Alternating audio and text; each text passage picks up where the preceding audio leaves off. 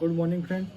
તો આજે ઉઠતા લેટ થઈ ગયું હતું કારણ કે કાલે ઊંઘતા બી લેટ થઈ ગયું હતું. તો જેવો સૂકી સવારે ઉઠીને કર્યું બ્રશ કરીને જમવાનું હતું તૈયાર. તો જમી લીધું, જમીને જરાક વાંચી લીધું, વાંચીને પછી સૂઈ ગયા. બપોર પછી રીડિંગ કરીને તૈયાર થઈને નીકળી ગયા કેફે. તો ગાઈસ બપોરે રીડિંગ કરી દીધું અને હવે જવાનું છે કેફે પર. તો ચાલો નીકળીએ કેફે જવા માટે. પહોંચી ગયા છાપરા ચોકડી અને છાપરા ક્રોસ કરીને પછી આગળ ભાતના ખેતરનો નજારો બહુ મસ્ત હોય છે. અને આવી ગયા આપણા કેફે ઉપર. કેફે તો આપણે આવવા પહેલાં જ ચાલુ થઈ ગયું હોય છે. અને ત્યાં આવેલો હતો યશનો ભાણિયો. તો થોડી વાર એની જોડે રમ્યા અને મસ્તી કરી. એને બી વ્લોગમાં લઈ લીધો આજે તો. અને ગોલુનો હિસાબ મળતો નથી. ગોલું કે મેં કરું તો કરું શું, કોઈ અહીંયા કહેતું છે, કોઈ અહીંયા કહેતું છે, તો હિસાબ કરું કે ઓર્ડર આપું.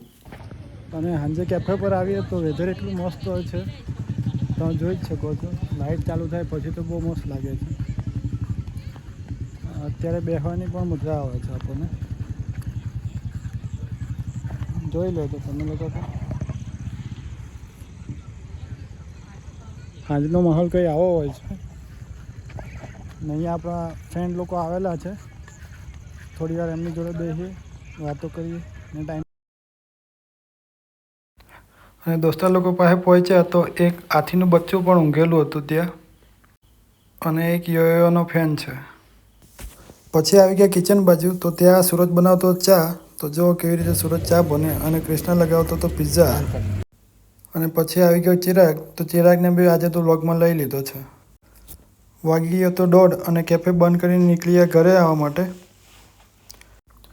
રાત્રે રસ્તામાં આવતા બહુ કૂતરા પાછળ દોડે. કૂતરાઓથી બચીને પછી પહોંચી ગયા આપણે ઘરે. મિત્રો, તો આજનો દિવસ સ્ટડી અને કામમાં જ પૂરો થઈ ગયો. આજનો વિડીયો આટલા જ હતી. બ્લોગ ગમ્યો તો લાઇક કરજો, શેર કરજો અને સબસ્ક્રાઈબ કરવાનું ભૂલતા નહીં. મળીએ બીજા વ્લોગમાં. Good night, take care.